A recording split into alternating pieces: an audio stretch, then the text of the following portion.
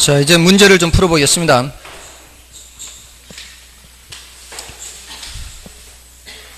자, 25번 보십시오. 25번. 수요나 공급을 분석할 때 탄력성 개념은 유용하게 활용된다. 다음 탄력성 개념과 그 내용에 대한 설명 중 틀린 것은 1번의 수요의 가격 탄력성은 가격 변화율에 대한 수요량의 변화율을 의미한다. 맞죠? 가격이 변할 때 수요량이 얼마나 많이 변하는지 적게 변하는지 그걸 보는 거죠. 2번에 수요의 가격 탄력성이 공급의 가격 탄력성보다 더 크면 조세를 공급자에게 부과할 때 수요자에게 전가되는 크기가 더 크다. 수요의 가격 탄력성이 더 크면은 수요자가 덜 부담하게 되는 거죠. 그래서 2번 틀렸고요. 그 다음에 3번에 탄력성이 1보다 크다는 것은 탄력적이라는 의미이며 이는 원인이 되는 수요 결정 요인이 변하는 정도보다 뭐가 더 많이 변하는 거예요? 수요량이 변하는 정도가 더 크다는 것을 의미하는 거죠. 그래서 맞고요. 그 다음에 수요의 가격 탄력성이 탄력적일 때 가격이 하락하면 수요량이 큰 폭으로 증가하여 판매 수입은 증가. 자, 판매 수입 얘기가 나오잖아요. 판매 수입 얘기가 나오면 이거 생각하란 말이에요. 그죠? 머릿속에 판매 수입, 총 수입, 임대 수입 나오면 이걸 연상하는 거예요. 아시겠죠? 그러니까 나올 수 있는 주제가 이게 다예요. 여기 있는 게 다라고요. 물론 여기 있는 거 아닌 거 나오면 패스하면 되니까. 왜냐하면은 지금까지 제가 이렇게 이제 탄력성과 관련해서 나올 수 있는 걸 여기에 써드린다는 거는 이거 외의 거는 거의 출제가 안 된다는 얘기 아니에요. 여기 있는 내용을 뭔가를 연상을 자꾸 해야 돼. 여기 이제 어떤 표현이 나왔을 때 그 표현 중에 여기 있는 뭘 가지고 푸느냐 이 말이에요. 판매 수입하면 이거 생각하고 지금 뭐 이거 생각하는데 그게 뭐라 그랬어요? 탄력적일 때 했잖아요. 탄력적일 때란 소리는 1보다 클 때 이거 위잖아. 위에서는 이 말이에요. 위에서는 가격이 하락하면 했잖아요. 가격이 하락하면은 수요량이 크게 증가해요, 적게 증가해요? 크게 증가하는 거죠. 탄력성이 1보다 크니까. 맞죠? 큰 폭으로 증가하여 판매 수입이 증가하는 효과가 있는 거예요. 맞나요? 자, 우리가 판매 수입이라고 하잖아요. 우리 이제 장사를 한다고 생각해 보세요. 장사를 할 때 1,000원에 파는 물건이 있는데 10개를 판다. 그러면 이제 10,000원이 들어올 거 아니에요. 근데 이걸 단가를 좀 낮추는 거는 긍정적인 측면이에요, 부정적인 측면이에요? 단가를 낮추는 거는 판매 수입이라는 측면에서는 좀 부정적이잖아요. 단가가 내려가면은 대신 많이 팔 수 있다면 이 말이에요. 9,900원으로 낮춰가지고 900원으로 낮춰서 이거를 한 20개 판면 이 말이에요. 1,000원에서 10개 파는 것보다는 900원으로 낮춰서 한 20개 팔면 판매 수입이 증가할 거 아니에요. 그만큼 수량이 많이 변했다는 얘기, 적게 변했다는 얘기예요. 수량이 많이 변했단 말이에요. 뭔지 아시겠어요? 그러니까 탄력적일 때는 가격을 낮추어서 큰 폭으로 수요량을 증가시키는 것이 판매 수입을 증가시키는 거예요. 탄력적일 때는. 됐나요? 그 얘기 하는 거라고요. 개념상으로는 이제 그렇게 하고 그게 이제 매번 그렇게 생각해서 풀 수는 없잖아요. 매번 그렇게 생각해서 풀 수는 없으니까 탄력적일 때는 이 구간을 생각하고 가격을 낮추어서 판매 수입을 증가시키고 비탄력적일 때는 가격을 올려서 판매 수입을 증가시킨다. 이렇게 이제 외우는 거죠. 판매 수입 하면 이거 생각하란 말이에요. 매번 생각할 수는 없으니까. 아시겠어요? 그렇게 하는, 그래야 속도가 빠르지, 안 그러면 시간 내에 뭐 할 수가 없어요. 그 다음에 수요의 탄력성은 수요량의 크기에 영향을 미치는 요인, 즉 수요 결정 요인 중 어떤 것이 원인이 되느냐에 따라 가격 탄력성, 소득 탄력성, 교차 탄력성 등으로 나누어집니다. 그 다음에 26번입니다. 자, 이거는 그래프 형태가 지금 가파르기가 다른 두 개가 있죠. 지금 요거하고 같은 거 지금 요거. 지금 이렇게 그려져 있는 게 이렇게. 맞죠? 이렇게 그려져 있는 거예요. 지금 다 여기 있는 거예요, 지금. 자, 1번에 임대료 규제를 시행하면, 자, 이 임대료 규제가 나왔죠. A보다 B의 경우 초과 수의 크기가 더 크다. 자, 이거는 아직 하지 않았는데, 임대료 규제는 이제 지난 순에 다 이제 매번 했어요. 워낙 중요하니까. 임대료 규제는 거의 해마다 출제가 되는 거예요. 임대료 규제를 할 때는 시장 균형 가격보다 아래 하는 거요, 위에 하는 거요? 아래 하는 거죠. 자, 그럼 어떻게 한다는 얘기예요? 자, 여기 이제 시장 균형 상태라고 치고 임대료 규제를 하게 되면은 요렇게 아래 규제를 하는 거죠. 아래 규제를 하게 되면은 지금 공급량은 요렇게 준단 말이에요. 수요량은 요렇게 늘어날 수도 있고 이렇게 늘어날 수도 있잖아요. 수요량이 요렇게 늘어나면은 초과 수요가 여기에서부터 여기까지 이렇게 가파른 거는. 근데 완만한 거는 초과 수요가 여기까지란 말이에요. 여기서 여기. 누가 초과 수요가 더 커요? 완만할수록 초과 수요가 더 크죠. 네, 요거는 이제 그림을 이렇게 그어보면 아니까 탄력적일수록, 그러니까 B가 초과 수요의 크기가 더 커요. 됐나요? 맞죠? A보다 B의 초과 수요가 더 커요. 그 다음에 공급이 증가하면 B보다 A의 가격 변화폭이 더 크다. B보다 A가 더 가파르잖아요. 가파를수록 뭐의 변화가 더 크다고요? 가격. 가파를수록 이 가격은 상하로 움직이는 거니까 수량은 좌우로 움직이는 거니까 이게 더 탄력적이잖아요. 더 탄력적일수록 수량 변화는 더 큰 거예요. 됐나요? 자, 그래서 맞고요. 그 다음에 소득의 감소에 따라 A와 B의 수요 곡선이 우측으로 이동한대요.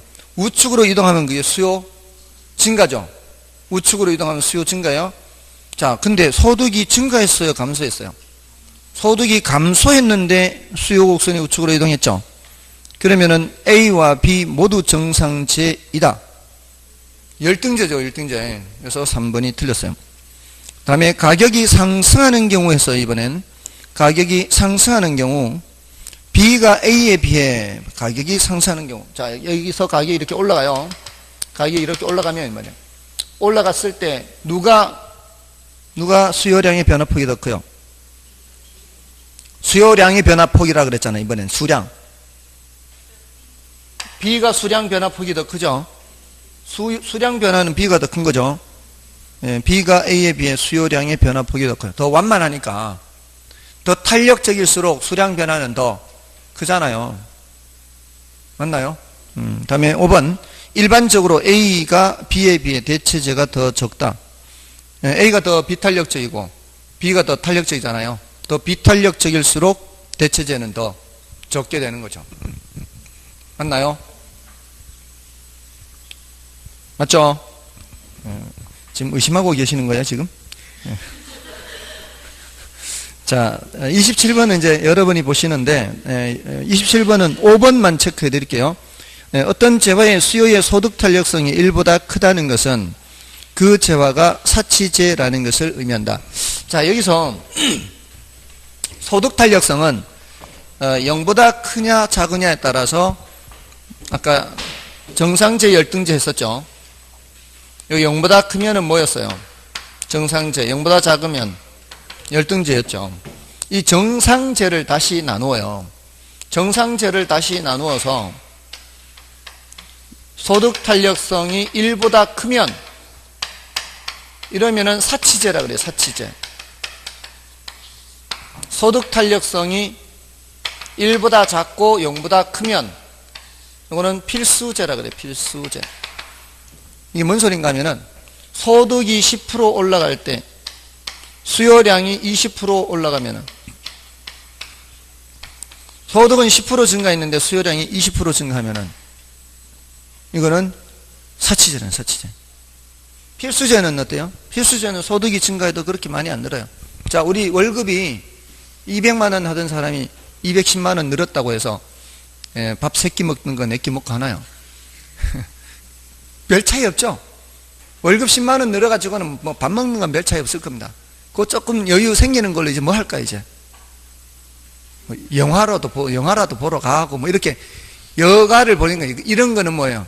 소득은 5%밖에 안 올랐어. 200만 원에서 10만 원. 소득은 5%밖에 안 늘었는데 영화 전혀 안 보던 거 영화 보러 가잖아요. 그럼 수요량이 100% 이상 엄청나게 늘어나는 거죠. 그런 걸 뭐라고 한다고요? 사치제라는 거죠. 그러니까 먹고 살기 힘들 때는 그런데 돈을 못 쓰잖아요. 이건 사치잖아요. 사치. 먹고 살만 하니까 치렁치렁 거는 거 아니에요. 거는 거 왜 먹고 살기 힘들 때 이런 데 돈 못 쓰잖아. 근데 조금 돈이 생기면은 이런 소비 지출은 많이 늘어난단 말이에요. 그런 거는 뭐라고요? 사치제. 1보다 큰 거, 1보다 큰 거. 1보다 작고 0보다 큰 거는 필수제. 됐나요? 자, 요거는 아직 시험에 출제되지는 않아서 여기까지는. 여기까지는 시험에 다 출제가 돼도 그 교차 탄력성하고 요거는 아직 출제는 안 됐지만 그래도 한 단계 정도는 그래도 들어가서 공부하는 것이 바람직하지 않습니까? 다음에 이제 28번을 보시면은 부동산 수요의 탄력성에 관한 설명으로 틀린 것은 1번 고려하는 기간이 장기일수록 수요의 가격 탄력성은 탄력적이다. 맞죠? 그 다음에 직각쌍곡선의 수요 곡선에서는 이게 직각쌍곡선이에요. 직각상 원래 여기 하나 더 있죠. 원래 이쪽에 한 개 더 있는 거예요. 원래는. 근데 이제 그래프가 우리는 이쪽은 필요 없으니까 이쪽은 안 그려도 뭐라고 표현하는 거예요? 직각쌍곡선이라고 표현하는 거예요. 다음에 직각쌍곡선의 수요곡선에서는 가격을 인상해도 매도자의 수입은 증가하지도 않고 감소하지도 않습니다. 똑같습니다.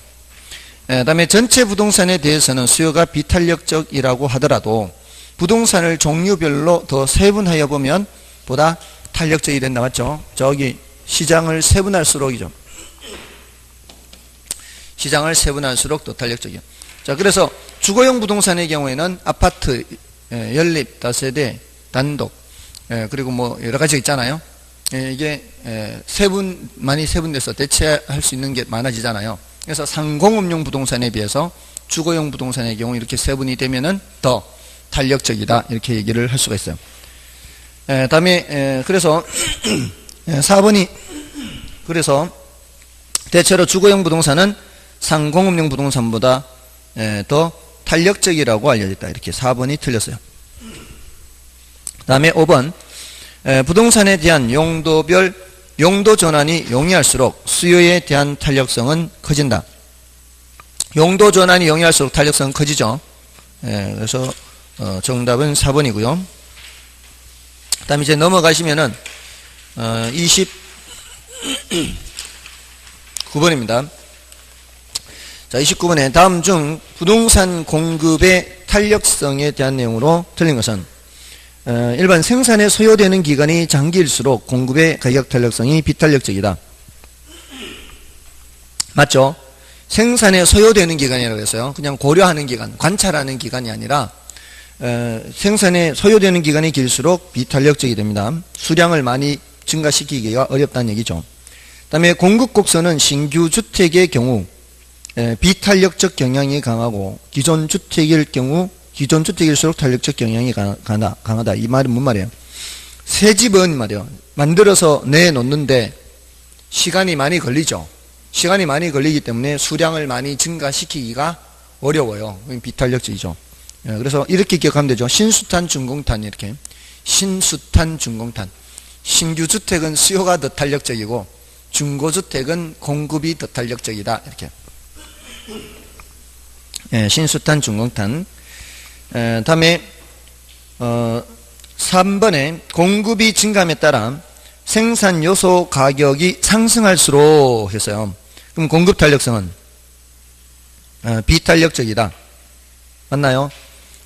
다음에 생산 요소의 사용 가능성이 적거나 용도 변경을 제한하는 법규가 많으면 토지 공급 곡선의 경사도는 완만해진다. 요거는 이제 경사도가 급해지죠. 가팔라집니다.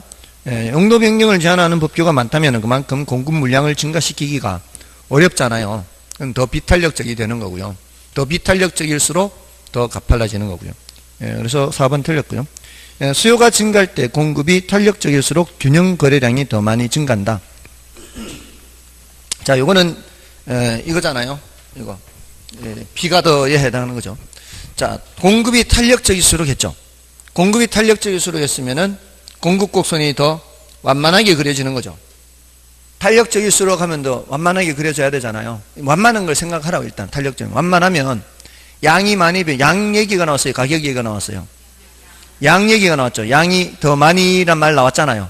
그러면 되는 거죠. 그리고 증가면 양일 때는 항상 일치한다고요. 수요가 증가면 공급 균형량도 증가. 맨 앞에 수요가 증가 동그라미 치고 맨 끝에 더 많이 증가 일치하잖아요. 증가 감소는 항상 일치하는 거예요.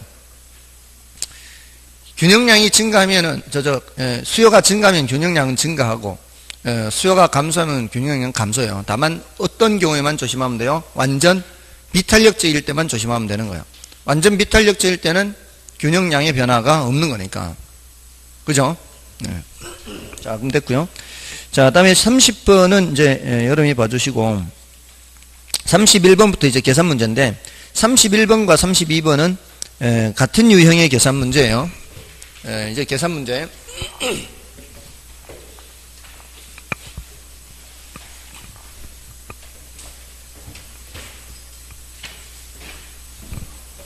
자, 그 중에 이제 31번 문제를 제가 풀고 32번은 여러분 풀면 되겠죠. 자, 요거는 이제 균형 가격 또는 균형량 계산 문제예요. 그러니까 이런 계산 문제가 나오면 자, 요거는 내가 할 만한 거다, 패스하는 거다, 이 입장 정리를 해야 돼요. 입장 정리. 자, 이제 수요함수가 뭐라고 돼 있어요? QD는 800 마이너스 EP라고 돼 있나요? QS는 200 플러스 P 이렇게 돼 있나요? 자, 이렇게 있으면 이제 균형 상태에서는 수요량과 공급량이 어때요? 똑같죠? 그러니까 800 마이너스 EP와 200 플러스 P가 똑같다 이 뜻이죠. 자, 이러면 이제 문자는 문자끼리 숫자는 숫자끼리 해서 200이 넘어가면은 마이너스 200이니까 600이고 마이너스 2P는 넘어가면은 플러스 2P니까 3P, 3P가 되죠. P는 200 맞죠? 3 곱하기 P니까 이제 3으로 양변을 나누면 200이 나오는 거죠. 자, 이 200이 나왔으면 200을 여기다가 집어넣으면 되죠. 여기 넣든 관계없죠. Q는 몇이에요? 400 이렇게 풀면 되는 거예요. 할만한 거죠. 이거는 이제 할만한 거고요. 그래서 정답은 3번인가요? 32번은 이제 여러분이 봐주시면 되는데 혹시라도 문제에서 균형 가격 변화를 묻는 문제가 나오면 어떻게 해야 될까요? 균형 가격 변화를 묻는 문제가 나오는 거는 원래 균형이 있었는데 새로운 균형이 또 있다는 얘기 아닌가요? 이게 균형 가격 변화 아닌가요? 이렇게. 그죠? 이렇게 되는 게 이제 균형 가격. 이 균형이 이동했다는 뜻이에요. 이 변화를 물을 때는. 그럴 때는 이런 계산을 몇 번 해야 돼요? 2번 해야 돼요. 그러니까 이런 식을 몇 세트를 찾아야 되는 거예요? 2세트를 찾아요. 2세트. 그래서 계산을 몇 번 해야 된다? 2번 해야 된다. 자, 그렇게 입장 정리를 하면 돼요. 그 다음에 33번을 보시고요. 이 33번은 시장 수요 함수 계산이에요. 시장 수요 함수. 자, 이런 것들이 이제 이 주제별로 출제가 되면은 어떻게 푼다? 그럼 이제 매뉴얼을 기억하고 있는 거죠. 시장 수요 함수. 그래서 어떤 부동산에 대한 시장 수요 함수는 P는 200-4QD예요. P는 200-4QD. 자, 여기서 P는 가격이고요. QD는 수요량인데 이 시장의 수요자는 모두 동일한 개별 수요 함수를 갖는데요. 그 소리는 수요자들이 모두 똑같은 사람이다. 이거예요.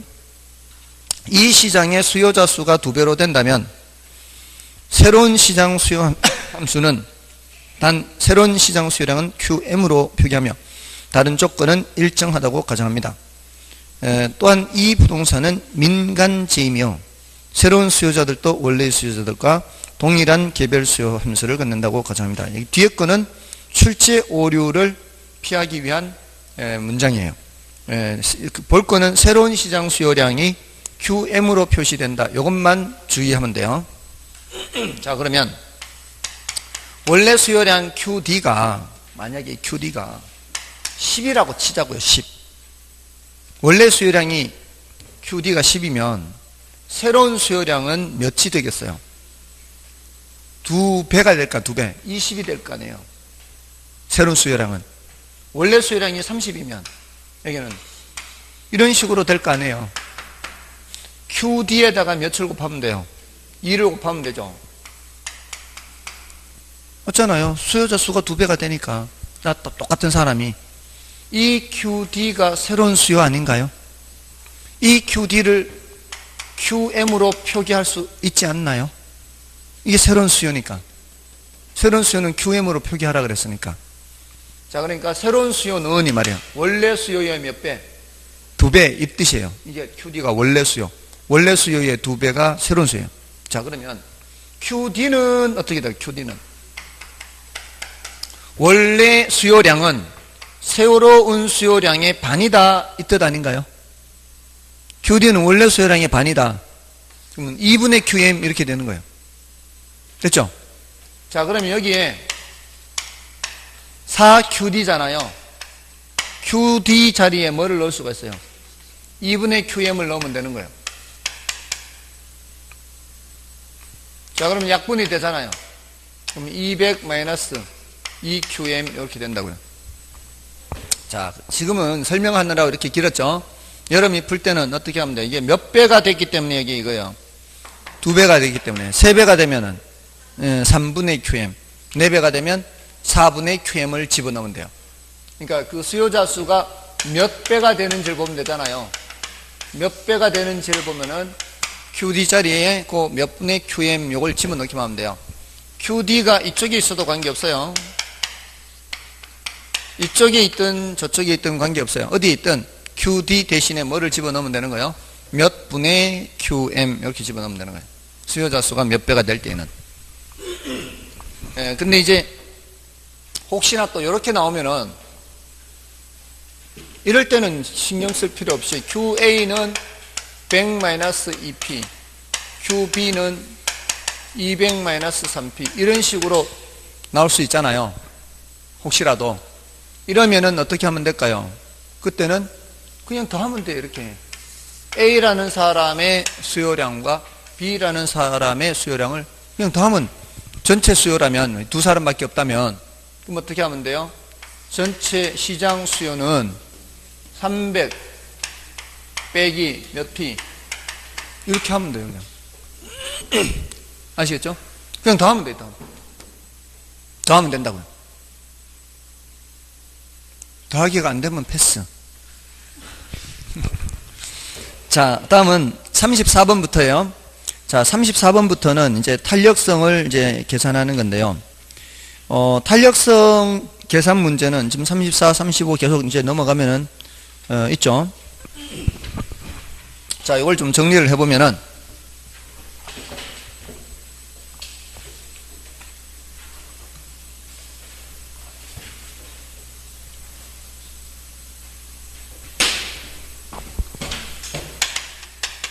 탄력성 계산 문제는 이렇습니다.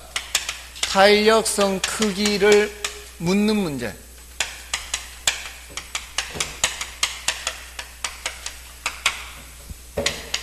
탄력성 크기를 알려주는 문제.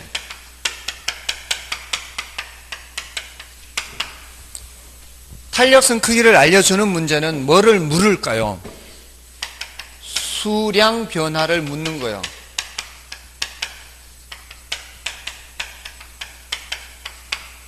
또는 기타 이렇게 질문을 해요. 탄력성 크기를 묻는 문제는 다시 퍼센트를 알려주는 문제가 있어요.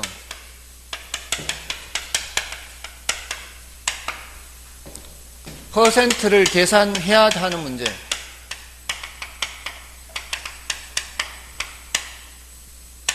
계산해야 하는 문제.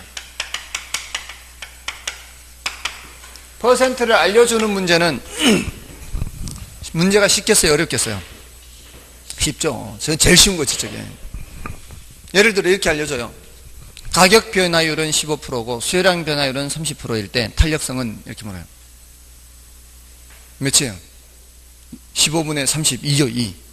우리 기출 문제입니다. 우리를 너무 무시하고 있죠.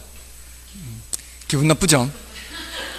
그 다음에 그거보다 조금 어렵게 가격 변화율이 5%, 수요량 변화율이 7%, 탄력성은 그렇게 나왔어요.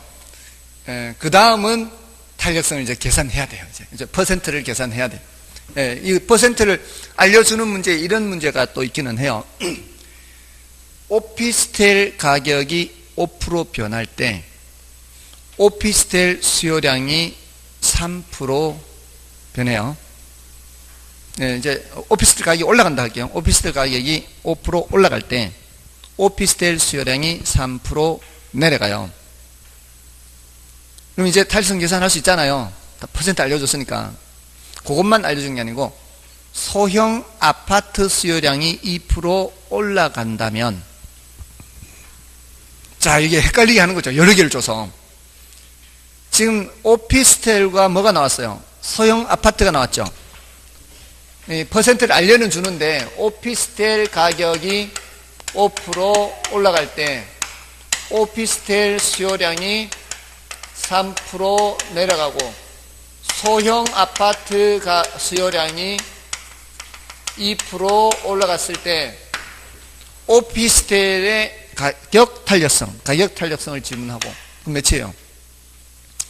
가격 탄력성 그냥 5분의 3 하면 되는 거고, 오피스텔 가격에 대한 소형 아파트 수요의 교차 탄력성을 물어요. 그러면 5분의 2 이렇게 해야 돼요. 그러면서 오피스텔과 소형 아파트의 관계는 이렇게 물어요. 무슨 관계? 대체제 관계, 이렇게 묻는다고. 아까 양수면 대체제, 음수면 보완제 하는 걸 그렇게 질문한단 말이에요. 여기가 플러스고 이게 플러스죠. 방향이 같죠? 방향이 같으면 뭐예요? 이거는 대체제. 됐나요? 그거 묻는다고요. 다 퍼센트를 알려주고 할만해요? 패스해요? 그럼 할만하죠. 이것도 패스하면은 할 수 없고, 이거 근데 굉장히 많이 나왔어요. 퍼센트를 알려주는 이 정도는 굉장히 많이 나왔단 말이에요. 근데 이건 너무 쉽잖아요. 근데 이제 퍼센트를 계산해야 하는 문제가 있다 이 말이에요. 요거는 이제 약간 이제 더 번잡한 거죠. 근데 이 퍼센트를 계산해야 하는 문제가 최초값 기준으로 하는 문제가 있고요. 중간값 기준으로 하는 문제가 있어요. 최초값 기준이란 얘기는 최초값을 분모로 하세요, 이 뜻이에요. 뭐를 분모로 하라고요? 최초값을 분모로 하세요. 이건 뭐겠어요? 중간값을 분모로 하세요. 이렇게 해서 계산하라는 얘기예요. 자, 그러면은 거기 문제가 34번은 이제 여러 여죠. 35번에 가면은 이제 둘 다를 묻고 있으니까 35번이 최초 가격 기준으로 계산한 값과 중간점을 기준으로 계산한 값을 각각 구하는 거죠. 자, 볼게요. 자, 가격이 얼마에서 얼마로 변했어요? 4만원에서 6만원으로 변했어요. 자, 그럴 때 수요량이 몇에서 150에서 90으로 변했죠. 자, 이게 가격이 변하는 거고요. 수요량이 변하는 거예요. 최초값 기준 하면은 뭐를 분모로 하라고요? 최초값 기준 기억을 계산하는 거예요. 4만원을 분모로 해서 얼마가 변했어요? 2만원 하잖아요. 2만원 맞나요? 최초값을 분모로 해서 얼마 변했어요? 2만원. 이제 가격이 변할 때 수량이 변하는 걸 봐야 되니까 변하는 크기를 해야 돼. 변하는 크기 맞나요? 이거 안 되면은 이제 더 이상 제가 말씀 못 드려요. 누누이 퍼센트는 계산할 줄 알아야 된다 그랬죠. 가격이 4분의 2만큼 변할 때 수요량은 얼마만큼 변해요? 150분의 몇? 마이너스 60 해야 돼요. 이 습관이 돼 있어야 돼요.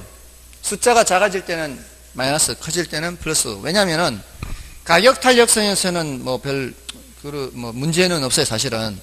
근데 소득 탄력성과 교차 탄력성에서는 늘 그 양수 음수를 주의를 해야 되기 때문에 숫자가 작아질 때는 음수, 숫자가 커질 때는 양수, 이거를 늘 신경을 써야 돼요.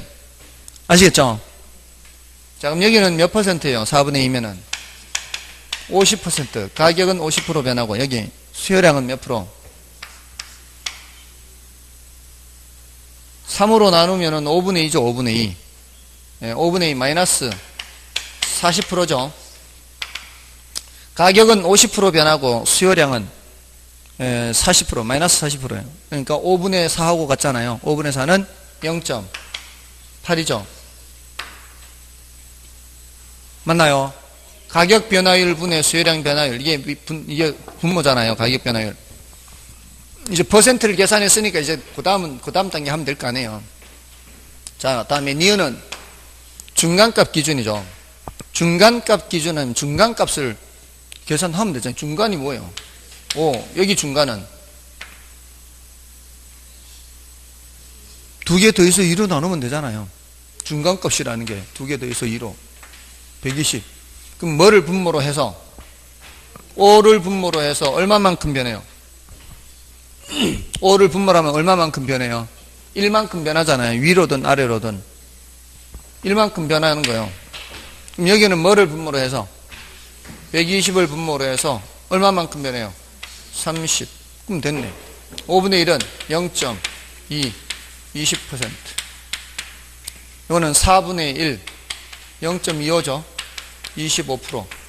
몇 분의 몇? 20분의 25. 그러면 1.25 이렇게. 됐나요?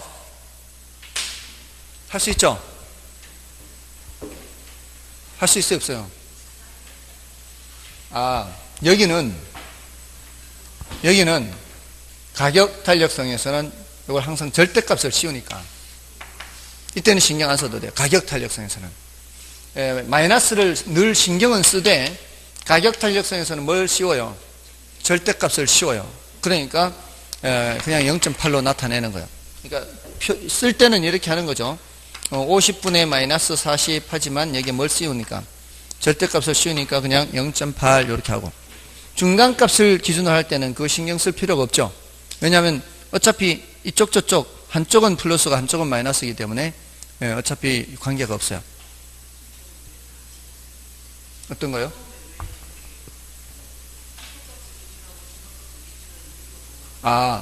그 이유는 예를 들어서 4만원에서 6만원으로 가면은 이쪽에서 이쪽으로, 그러니까 이 수요 곡선을 이렇게 그릴 때 이쪽에서 이쪽으로 갈 때 하고 이쪽에서 이쪽으로 올 때 하를 계산을 해보면은, 이거는 이쪽으로 할 때는 가격이 50% 올라가잖아요. 그럼 이쪽으로 갈 때는 가격이 33% 내려가거든요. 이쪽으로 50% 증가한다고, 올라간다고 해서 이쪽으로 50% 내려가는 게 아니에요. 이쪽으로는 50% 올라가지만 나중값을 기준으로 하면은 33% 내려가요. 이걸 기준으로 이쪽으로 갈 때는 150분의 60, 마이너스 60은 40% 줄어들잖아요. 근데 이쪽에서 이쪽으로 갈 때는 90분의 60에서 67%, 약 3분의 67%예요. 퍼센트가 달라요. 이쪽 저쪽으로 왔다 갔다 할 때 이 값이 달라요. 그러니까 중간값을 기준으로 하면은 이쪽으로든 이쪽으로든 똑같은 크기잖아요. 이것도 120을 기준으로 하면 이쪽으로든 이쪽으로든 똑같죠. 그래서 중간값을 기준으로 해서 계산하기도 해요. 최초값을 기준으로 하면 그런 오차가 커지기 때문에. 그래서 경제학에서 그렇게 나누기도 해요. 이거를 이제 호탄력성이라고 해요. 호탄력성.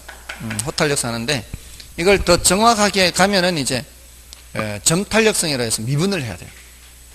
미분을 해야 되기 때문에 그거는 우리 수준에서 다루기가 좀 어렵겠죠. 물론 경제학에서는 다 미분해요. 미분하는데 저도 이제 많이 까먹었어요. 감정평가사 시험에서는 좀 어렵게 해서 출제가 된 적도 있는데, 아무튼 미분 개념을 알아야만 풀 수 있는 그런 문제도 출제가 되기도 했어요. 감정평가사 시험에서는, 부동산학 원론에서는. 근데 우리는 그런 거 건드릴 필요가 없는 거죠. 설령 나온다 해도 신경 안 써도 돼요. 합격하는 데는 지장이 없죠. 자, 아무튼 그렇고요. 다음 이제 36번은 뭔가 하면은, 36번은 요거 탄력성을 알려주고 수량 변화를 물어요. 36번은 지금 뭐를 알려줬어요? 임대료 탄력성을 알려줬죠. 임대료 탄력성을 알려줬습니다. 0.4라고. 그래 놓고는 이 부동산의 임대료를 10% 인상했을 때 수요량 변화를 묻고 있죠. 그죠? 자, 이런 형태의 문제는 그게 수량 변화의 크기 정도라는 것만 알면은 간단하게 풀 수 있어요. 임대료 탄력성이 몇이라고요? 0.4? 4인가요? 그 다음에 가격이 몇 프로 변해요? 가격이 10%, 임대료가 10% 올라가요? 내려가요? 10% 올라가나요? 자, 그럼 이게 0.4배만큼 수량이 변한다는 뜻이죠. 뭐의 0.4배만큼? 가격, 임대료의 0.4배만큼 수량이 변한다. 탄력성의 의미가. 자, 그러니까 여기에다가 임대료를 곱하기만 하면 돼요. 여기 사실을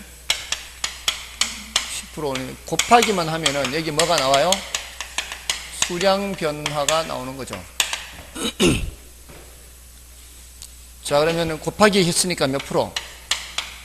4%. 자, 여기 방향만 정해주면 되는 거예요. 방향을 정해보세요. 위에 아래. 예, 가격과 수요량은 항상 반대죠. 예, 그래서 여기가 10% 올라가면은 4% 내려가는 거죠. 그러니까 두 가지를 결정하면 되는 거예요. 하나는 곱하기. 이건 뭐 아무것도 아니고. 예, 두 번째 방향만 조심해서 결정하면 돼요. 아시겠죠? 가격과, 이게 가격이잖아요. 가격과 수요량은 항상 어떻게 해요? 반대로 움직인다. 가격과 수요량은 항상 반대로. 자, 근데 문제에서 소득 탄력성을 알려주고서 소득 탄력성이 0.5예요. 이게 뭔 뜻이에요? 정상제이면서 0.5배만큼 수량이 변한다는 거예요. 항상 정상제, 열등제를 생각해야 돼요. 양수니까 정상제죠. 자, 이랬을 때는 뭐를 알려주고 소득이 몇 %인지 변하는지를 알려주고 뭐를 물어요? 수량 변화를 묻는다고요. 어떻게 하라고요? 곱하기 해서 몇 프로? 5% 위로 아래로 소득이 증가하면은 수요가 증가하는 게 이게 같은 방향이란 말이에요. 아시겠죠? 이게 소득 탄력성에서는 이 말이에요. 양수면 같은 방향이고 음수면 반대 방향 이렇게 가면 되는 거예요. 자, 근데 문제에서 이 두 개를 동시에 줄 수도 있어요. 두 개를 동시에 주면 어떻게 해요? 임대료 탄력성은 0.4, 소득 탄력성은 0.5. 임대료가 10% 상승하고 소득이 10% 증가했을 때 전체 변화율은 이렇게 물어요. 전체 변화율. 전체 변화율은 요거는 마이너스 4%고 요거는 플러스 5%니까 몇 프로? 1% 증가. 요거 묻는 거예요. 자, 요거 할만해요? 그렇지 않아요? 요거 할만해요? 그렇지 않아요? 요거 할만해요? 그렇지 않아요? 요거는 그렇지 않아요.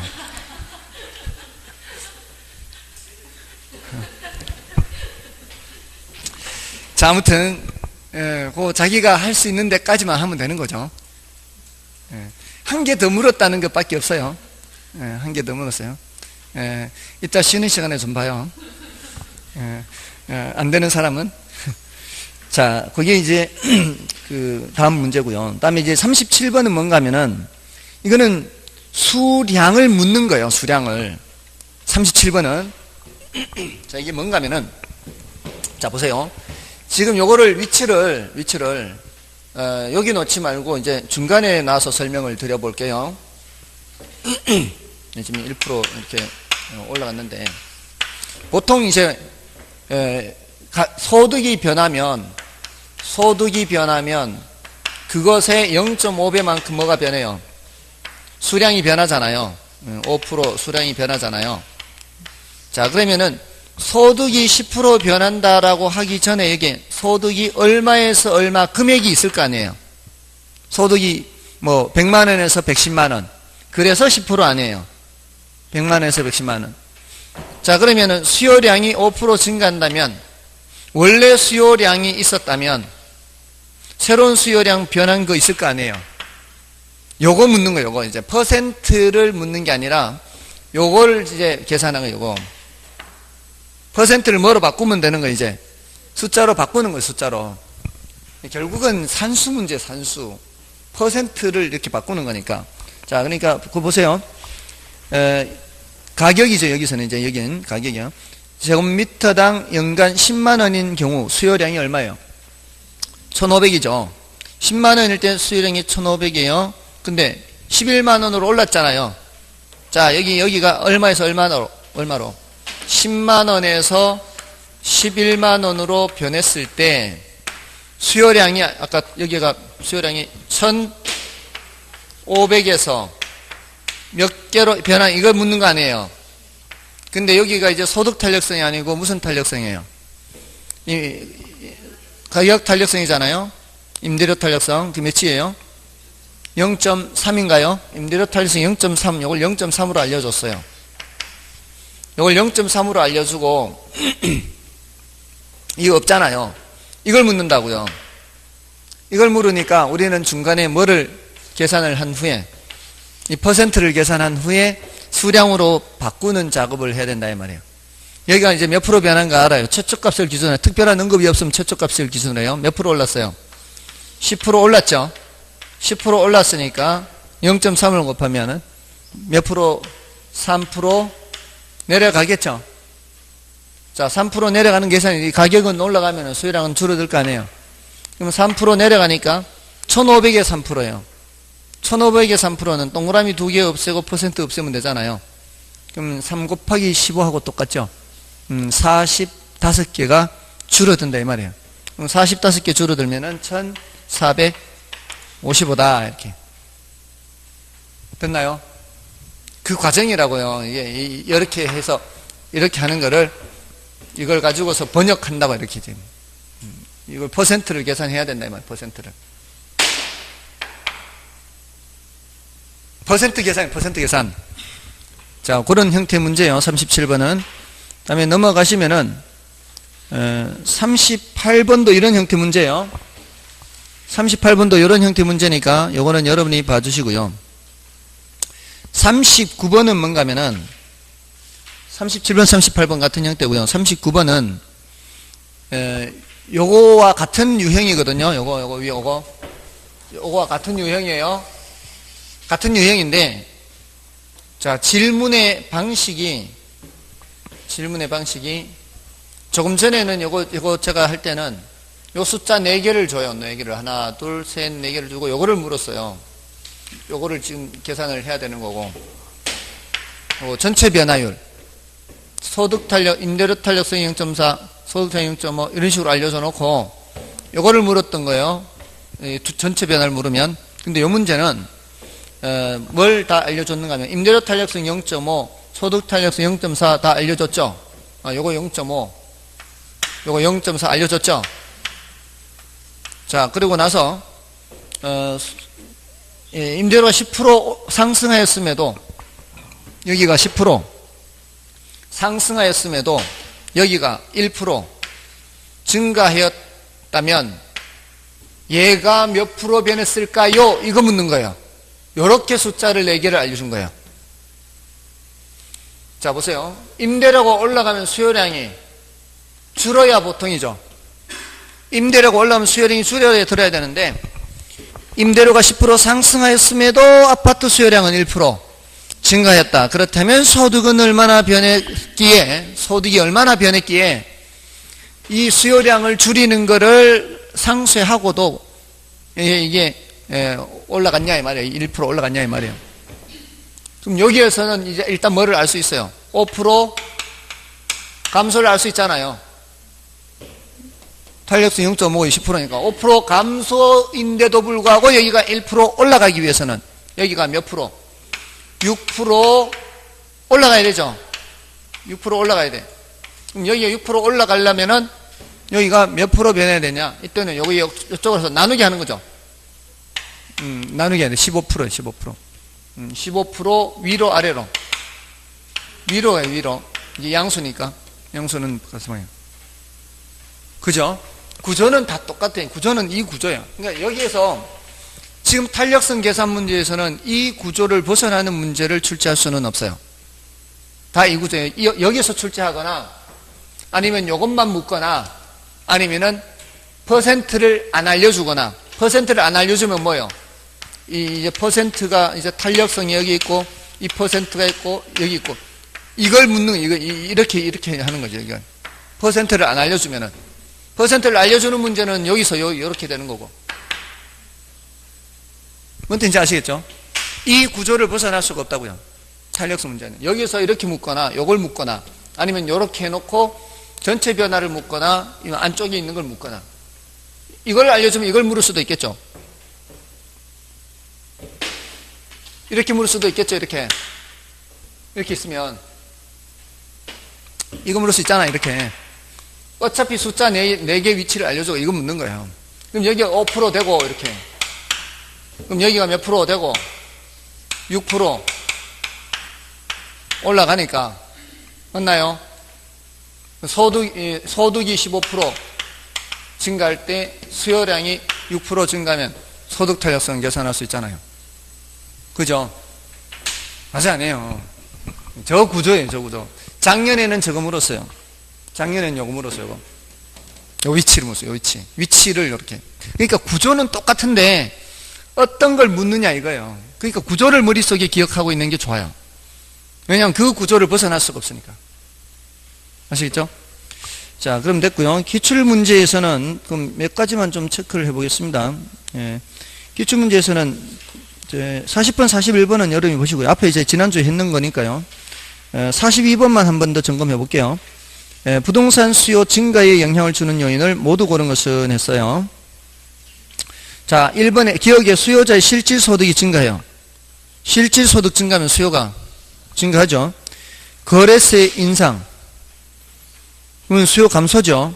대출금리 하락 수요 증가고요. 부동산 가격 상승 기대 수요 증가고요. 인구 감소 이거 감소죠. 예, 그래서 기업, 디귿, 리얼인가요? 다음에 43번도 보겠습니다. 부동산 공급 및 공급 곡선에 관한 설명으로 틀린 것은 1번에 부동산 수요가 증가할 때 부동산 공급 곡선이 탄력적일수록 부동산 가격은 더 크게 상승한다. 자, 이게 탄력적일수록 했잖아요. 그러면 어떻게? 완만할수록 그래라 머릿속에. 완만하면은 가격은 더 변하는 거예요. 덜 변하는 거예요. 덜 변하는 거죠. 1번이 바로 틀린 거예요.